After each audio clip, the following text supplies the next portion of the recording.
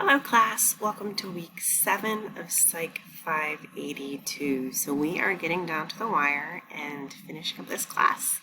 I hope that you have enjoyed what we've talked about. I know that there has been a lot of connections to what we're working through, dealing with, coping with, trying to figure out with COVID-19. So I really think this course is important as we are figuring out what this looks like within our community and beyond, presently and within the days, months to come. That being said, let's talk about week 7. Make sure that you reach out to me as you need. I definitely want to support you the best of my ability, but won't know what that support looks like or needs to look like until I hear from you. So if you're struggling going through things, let me know. And I am doing my best to take that into account with all things within this class. There's this balance of I need to make sure that I'm supportive, of course, as we're all dealing with unprecedented times, but also I need to make sure that we're learning the material that prepares you for the field. So support and rigor is this continual balance that I'm trying to adhere to, but reach out to me, okay? So week 7, you can see all the different topics that we are going to be covering in regards to classifications of psychiatric disorders, the biopsychosocial model, person-centered care, recovery, principles of psychopharmacology, evidence-based practices, and ACT. So a lot of different things.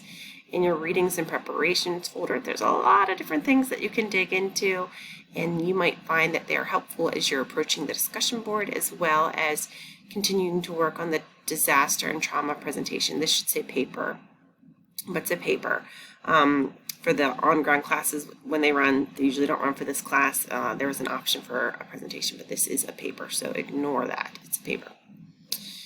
What is graded this week? You have your discussion board, and let's look at it below. So talking about evidence-based practices and basically asking yourself an argument for why clinicians should or should not use best practices or evidence-based practices when working with clients. Make sure you cite your resources.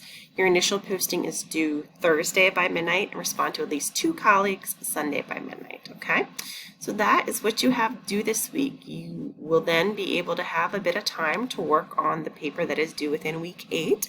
That is your last assignment. I do know this class is kind of paper heavy, but hopefully you'll find here in week 7 that it's a lighter week, so you can start tackling that. And you're going to see several announcements that I've posted to please make sure you submit your assignments on time. I have a very limited window for grading, so that means we're ending week 8 and then we start summer 1, and most of you are starting summer 1 as well, and it's important to have a fresh slate to start your summer 1 and not be carrying over things from spring 2 into summer 1. So that's my little plea to please make sure you get your assignments in on time so that I can get your grades in and you can know how you did. That is it, but reach out to me as you need, and I hope that you're doing well and healthy and coping to the best of your ability with all these changes. I do hope that school is helping to distract you and allow you to throw yourself into something, because luckily we've been able, for the most part, within the school modality to just really continue onward. But again, reach out to me as you need. I am here to support you. Thanks.